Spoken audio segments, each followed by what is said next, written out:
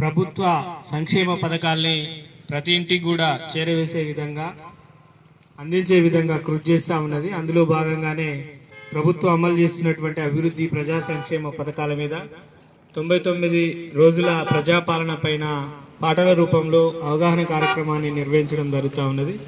కాబట్టి ఇక్కడికి విచ్చేసినటువంటి మార్కెట్ కమిటీ డైరెక్టర్ అన్నగారు, అదేవిధంగా మిగతా సోదరులందరికీ కూడా స్వాగతం తెలియజేస్తూ, చల్లగా కబురు పంపనే తెలంగాణ